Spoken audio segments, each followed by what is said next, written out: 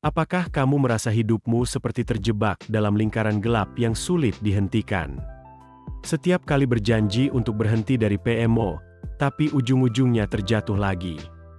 PMO adalah singkatan dari porno, masturbasi, dan orgasme. PMO terlihat biasa saja, bahkan normal bagi banyak orang.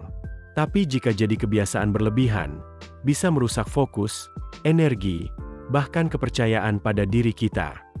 Banyak orang gak sadar bahwa PMO bisa membuat otak kita kecanduan dopamin instan. Akibatnya, kita jadi males, gak produktif, dan terus merasa kosong. Kebiasaan PMO sering jadi pelarian saat stres, bosan, atau kesepian. Dan karena mudah diakses, otak kita langsung pengen reward instan. Banyak yang berpikir ini cuma kebiasaan kecil, padahal dampaknya bisa menghancurkan masa depan. Karena itu, aku akan bahas langkah yang bisa kamu lakukan sekarang juga. Pertama, hindari hal-hal pemicu.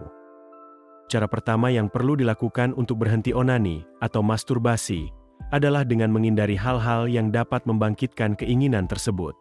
Hal-hal tersebut dapat berupa melihat foto-foto sensual, membuka website pornografi, dan menonton film porno. Kecanduan menonton film porno dan hal-hal yang berkaitan dengan seks juga bisa menyebabkan kamu susah berhenti dari kebiasaan onani. Di zaman serba internet ini, memang akan sangat mudah untuk mengakses konten-konten pornografi, tetapi kamu tetap bisa membatasi aksesnya secara mandiri.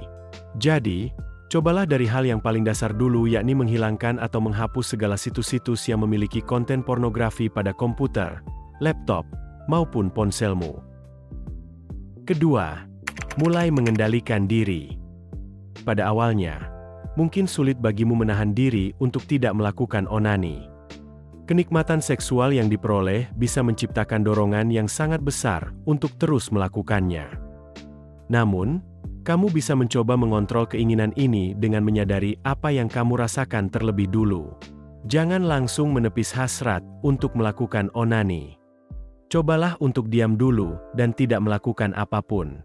Pada waktu yang sama, rasakan sensasi yang ditimbulkan dari dorongan tersebut, termasuk pikiran dan emosi yang muncul.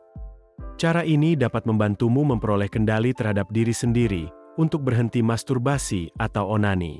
Dengan memperhatikan apa yang kamu rasakan, kamu tidak lagi berada di bawah kontrol hasrat untuk bermasturbasi.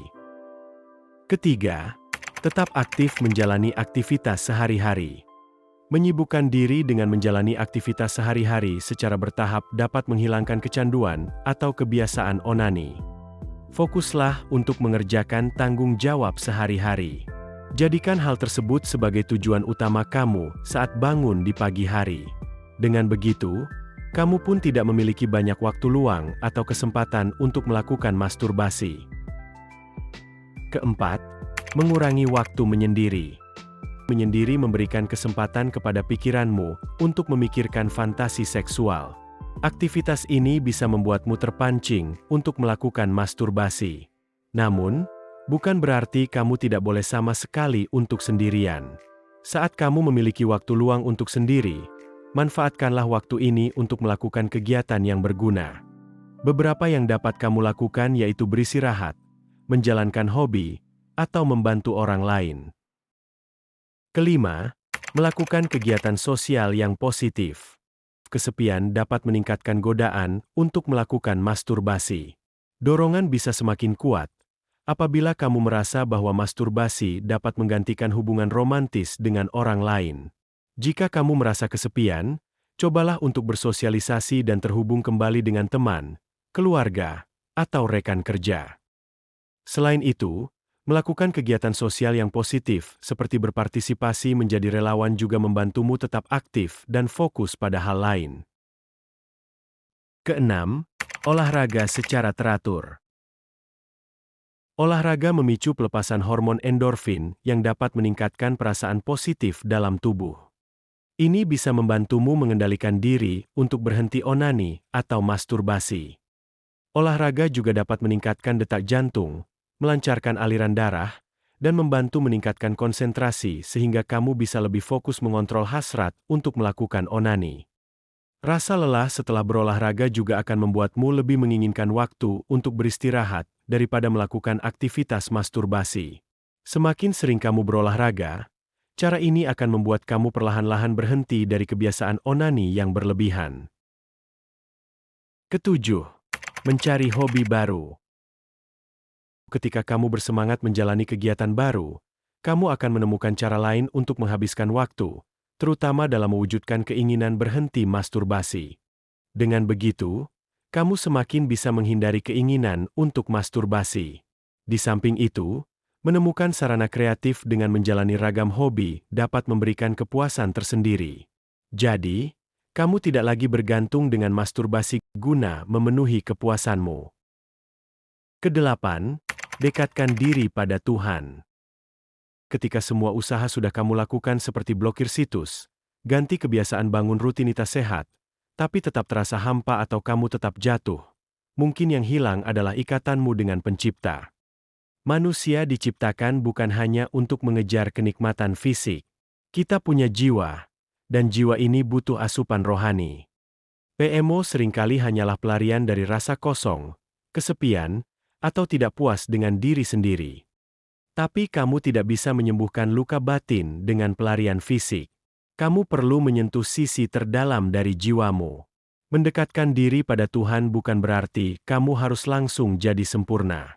Tapi mulailah dari hal kecil, luangkan waktu 5 menit sehari untuk berdoa atau bermeditasi. Baca kitab suci, zikir, atau dengarkan kajian yang menenangkan. Hadiri majelis ilmu, atau carilah bimbingan rohani dari tokoh yang kamu percayai. Kedekatan spiritual ini bukan cuma soal agama atau ibadah formal, tapi tentang menyadari bahwa kamu tidak sendirian dalam perjuangan ini. Bahwa ada kekuatan yang lebih besar dari dirimu yang selalu siap menolong. Bahwa kamu dicintai, bahkan ketika kamu merasa paling hina. Saat kamu mulai melibatkan Tuhan dalam proses penyembuhanmu, ada kekuatan luar biasa yang muncul, ketenangan, keikhlasan, dan harapan. Kamu jadi lebih kuat saat digoda, karena kamu tahu, kamu sedang diawasi dan dijaga. Kamu bisa menangis dalam doa, minta ampun, dan mulai lagi. Tuhan tidak menuntut kamu jadi sempurna, tapi Dia menyukai mereka yang terus berjuang. Bayangkan, bagaimana rasanya bangun pagi tanpa rasa bersalah? Bisa beribadah tanpa rasa malu? Menatap cermin dengan damai, karena kamu tahu, kamu sedang berproses menuju versi terbaik dari dirimu. Semua itu bukan mimpi. Itu bisa jadi kenyataan kalau kamu bersedia membuka hatimu dan kembali padanya. Jadi, jangan lupakan kekuatan doa. Jangan remehkan kekuatan air mata yang jatuh dalam keheningan malam. Karena justru dalam momen-momen itu, kamu sedang paling dekat dengan kesembuhan.